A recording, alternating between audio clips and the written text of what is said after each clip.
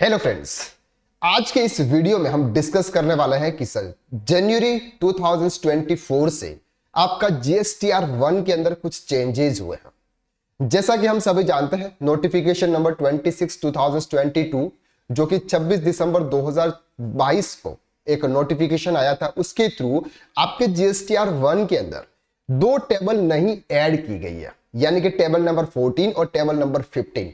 उसकी नई advisory sir आपके जीएसटी पोर्टल पर अवेलेबल हो चुकी है। आज हम इस वीडियो के अंदर डिटेल में डिस्कस करने वाला है कि सर टेबल नंबर 14 और टेबल नंबर 15 किसे फाइल करना है और कैसे फाइल करना है। अब बात करते हैं कि सर जो पर्संस ई कॉमर्स ऑपरेटर के थ्रू गुड्स की सप्लाई करते हैं या फिर ई कॉमर्स ऑपरेटर के थ्रू सर्विस की सप्लाई करते हैं। अगर हम गुड्स की बात करें तो वहां पर आपके ई कॉमर्स ऑपरेटर में अमेजॉन, फ्लिपकार्ट, मीशो, ये जो होते हैं ये सर आपके गुड्स की सप्लाई करते हैं।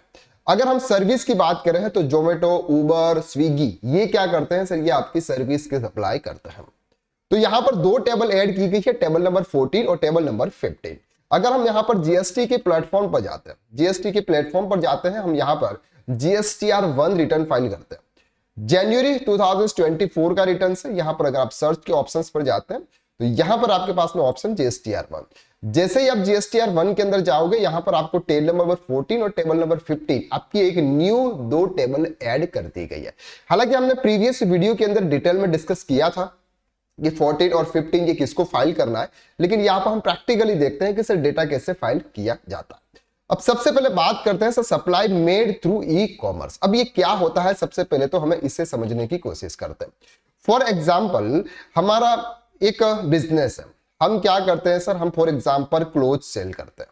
हमारा एक बिजनेस है, हम घर बैठे हमारी शॉप ने सिर्फ क्लॉथ परचेज कर लिया, हमारी कोई शॉप नहीं है सर। अब हम ये चाहते हैं कि सर हम ऑनलाइन सेल करें, लेकिन ऑनलाइन सेल्स करने के लिए आपके पास में प्लेटफॉर्म होना चाहिए।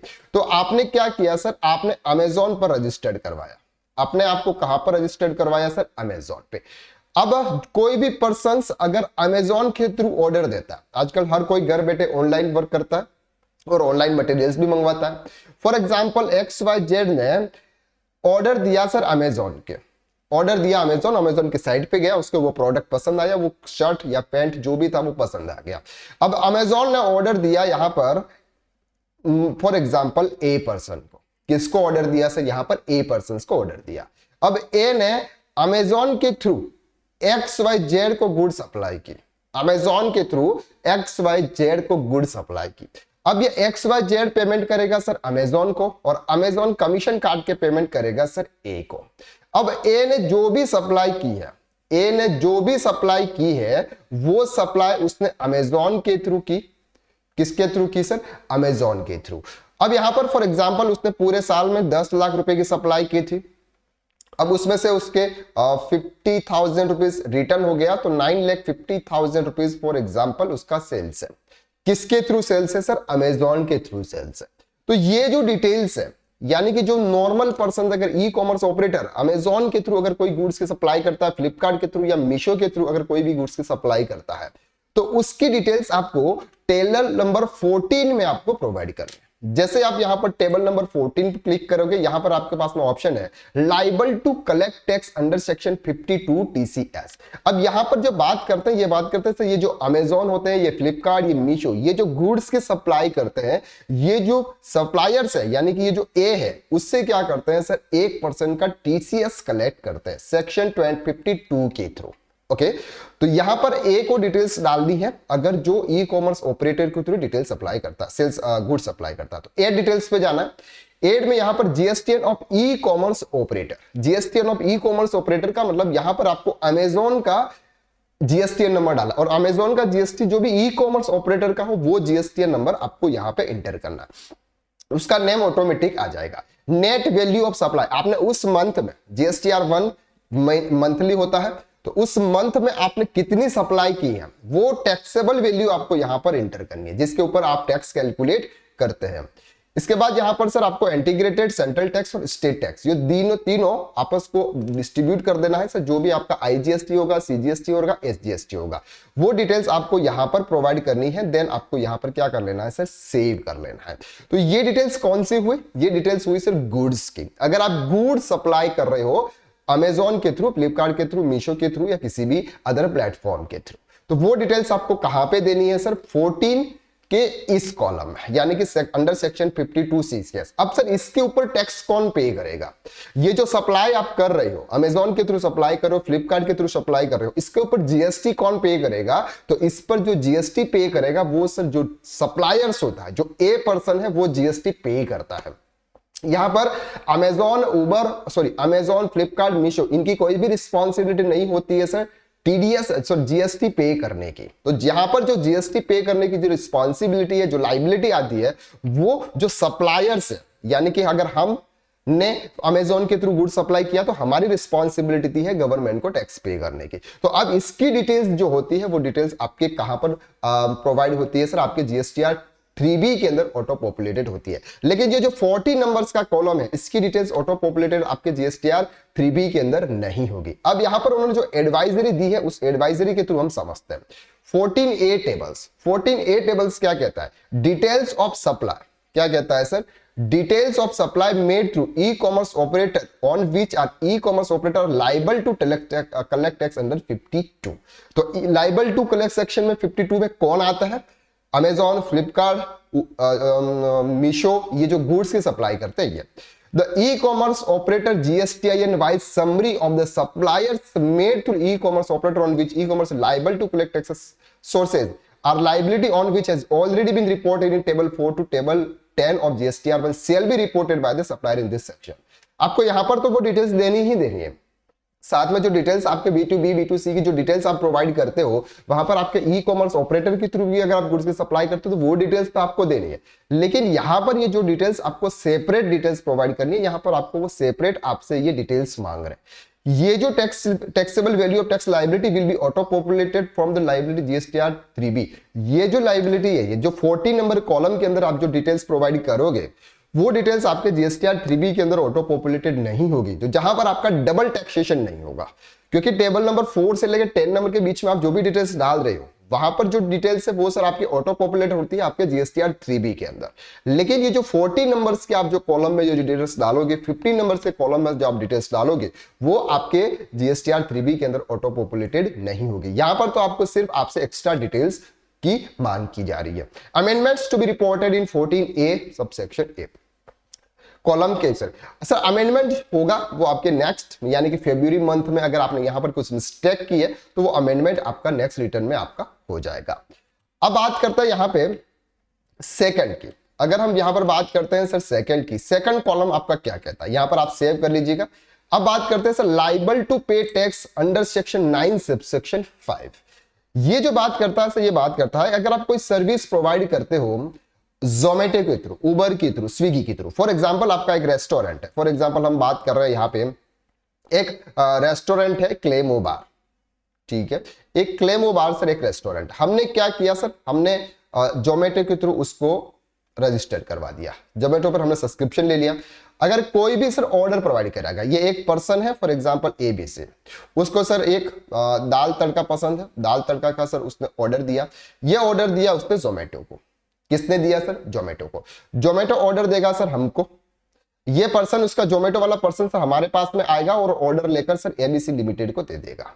ABC जो पर्सन है वो जोमेटो का पेमेंट करेगा और जोमेटो सर आफ्टर कमीशन के बाद में उसका जो भी कमीशन है और टैक्स का अमाउंट जो भी 5% जो भी लिया होगा वो काटने के बाद सर क्लेमो बार को ये पेमेंट कर देगा। अब यहां पर जो टैक्स पेमेंट की जो लाइबिलिटी आती है, जोमेटो, उबर, स्विगी, ऐसे केसेस में जो लाइबिलिटी आती है वो ई कॉमर्स ऑपरेटर की आती है। यहां पर क्लेमो बार की लाइबिलिटी नहीं आती है गवर्नमेंट को जीएसटी पे करने की। आपको ये चीज दोनों में अंतर समझना है आपको। तो यहां पर लाइबिलिटी किसकी आती है सर? जोमेटो की आती है। तो जोमेटो सेक्शन 9 सबसेक्शन 5 के थ्रू गवर्नमेंट को टैक्स पे करेगा। तो यहां पर तो सिर्फ हमें इतनी डिटेल्स दे रही है कि आपने जोमेटो के थ्रू कितनी सप्लाई आपने की, जोमेटो के थ्रू आपने कितनी सप्लाई की, बस वो सप्लाई का अमाउंट आपको यहां पर डालना है। आपको यहां पर टैक्स का अमाउंट नहीं डालना। टैक्स का अमाउंट इसलिए नहीं डालना है क्योंकि आपको टैक्स पे नहीं करना। टैक्स किसको पे करना है? जोमेटो पे करना है। तो यहां पर अगर हम बात करते हैं सर डिटेल्स की, तो यहां पर आपको ऐड रिकॉर्ड्स के ऑप्शंस पे जाना है। जैसे ऐड रिकॉर्ड के ऑप्शंस पे जाएंगे आपको यहां पर डालनी है sir GSTN of E commerce operator, GSTN of E commerce operator. यहां पर आपको स्विगी का नाम डालना है, नेट वैल्यू आएगी, आपके जो टैक्स है आपने जो इन्होंने कैलकुलेट किया वो अमाउंट्स आपको यहां पर इंटर करना है। तो ये कौन सी अमाउंट डिटेल्स डालनी है सर, ये अमाउंट डालनी है आपको जो आप ई कॉमर्स ऑपरेटर के थ्रू स्विगी या जोमेटो उनके थ्रू आप टैक्स की सप्लाई कर रहे हो। तो ये सर आपका हो गया 14 नंबर कॉलम। अब इसकी जो एडवाइजरी आई है सर, एडवाइजरी यही कहती है sir details of supply made through e commerce operator on which e commerce operator are liable to pay, e commerce operator liable to pay tax under section 9 subsection 5। तो ये जो details होती है in this section the summary details of the suppliers made through e commerce operator which is liable to pay tax 9 subsection 5 to be reported supply. Tax on subsidy shall be paid by the e-commerce operator, not by the supplier. This is to reported net of credit debit not paid. ये sir आपका after returns जो भी होगा net such value will be auto populated GSTR 3A to second B of GSTR 3B। Sir इसकी जो value होगी वो sir आपके जीएसटीआर 3B के अंदर ऑटो पॉपुलेटेड होगी, लेकिन वहां पर आपको कोई भी टैक्स पे नहीं करना है। Amendments to be reported 4A-B column में। अब बात करते हैं सर यहां पे 50 नंबर्स का आपको यहां पर जो कॉलम दिख रहा है, 50 नंबर्स का जो कॉलम दिख रहा है ये कॉलम किसको फाइल करना है। तो अगर आप एक नॉर्मल पर्सन से, नॉर्मल पर्सन का मतलब कहते हैं कि आप गुड्स की सप्लाई करते हैं या फिर आप सर्विस की सप्लाई करते हैं, किसके थ्रू कर रहे हैं, ई कॉमर्स ऑपरेटर के थ्रू है, चाहे आप अमेजोन के थ्रू कर रहे हैं या फिर आप जोमेटो या स्विगी के थ्रू कर रहे हैं। तो यहां पर आपको ये वाला कॉलम सेक्शन 9 सबसेक्शन 5 वाला जो 15 नंबर्स का कॉलम है ये आपको इंटर करने की जरूरत नहीं है, इसमें आपको डिटेल्स फिल करने की जरूरत नहीं है। ये जो डिटेल्स फिल करने की जरूरत है ये है जोमेटो, उबर, स्विगी, ओला, ओयो, ये इनको पे करने, यानी कि जो ई कॉमर्स ऑपरेटर है जिसके थ्रू गुड्स सर्विस की सप्लाई हो रही है, गुड्स की नहीं जिसके थ्रू सर्विस की सप्लाई हो रही है, उनको ये डिटेल्स यहां पर प्रोवाइड करनी है। रजिस्टर्ड टू रजिस्टर्ड, अगर ये सामने वाली पार्टी भी रजिस्टर्ड है, जो सप्लायर है वो भी रजिस्टर्ड है। रजिस्टर्ड टू अनरजिस्टर्ड, सामने वाला पार्टी अनरजिस्टर्ड है। अनरजिस्टर्ड टू रजिस्टर्ड या अनरजिस्टर्ड टू अनरजिस्टर्ड, किसी भी तरह की अगर कोई भी सप्लाई हो रही है तो यहां पर ई कॉमर्स ऑपरेटर को यहां पर डिटेल्स प्रोवाइड करनी है। तो ये सर नॉर्मली 14 एंड 50 नंबर्स का कॉलम था जो आपको यहां पर इंटर करना है। अब बात करते हैं सर यहां पे कि उसको क्या होगा सर, जो जीएसटीआर 2B के अंदर अगर हम बात कर रहे हैं कि सेक्शन 9 सबसेक्शन 5 के थ्रू अगर कोई भी गुड्स की सप्लाई सर्विस की सप्लाई रिसीव करता है और वो पर्सन से रजिस्टर्ड पर्सन है तो उसको आईटीसी अगर लेनी है तो आईटीसी लेने के लिए उसके जीएसटीआर 2B के अंदर उसकी डिटेल्स ऑटो पॉपुलेटेड हो जाएगी। तो यहां पर आपको एक और कॉलम दिखेगा जीएसटीआर 2B के अंदर ई कॉमर्स ऑपरेटर डॉक्यूमेंट। तो ई कॉमर्स ऑपरेटर डॉक्यूमेंट्स के ऑप्शंस पर आप क्लिक करोगे तो यहां पर सर आपके पास में ऑप्शन आ जाएगा, इस तरह से आपको दिखेगा कि जिस जिस पर्सन से आपने किया हुआ है वहां से आपको क्या मिल रहा है सर, आपको आईटीसी मिल रहा है। तो ये कुछ चेंजेस थे आपके जीएसटीआर 1 के अंदर जो आपको जनवरी मंथ का जब आप रिटर्न फाइल करोगे फेब्रुअरी में, जब आप जनवरी मंथ का रिटर्न फाइल करोगे फेब्रुअरी में, क्योंकि अभी तो डेट चली गई आपके जीएसटीआर 1 की जो कि दिसंबर मंथ का हमको जनवरी में फाइल करना था। आई होप कि इस वीडियो के अंदर हमने जो कुछ भी देखा वो आपको अच्छी तरह से क्लियर हुआ। अगर ये वीडियो आपको अच्छा लगा तो वीडियो को लाइक कीजिएगा, शेयर कीजिएगा, और अगर आप हमारे चैनल पर अभी तक न्यू हैं तो आप इस चैनल को सब्सक्राइब कर लीजिएगा। तो आज के लिए बस इतना, नेक्स्ट वीडियो में हम फिर मुलाकात करते हैं, तब तक के लिए थैंक यू सो मच। जय श्री राम।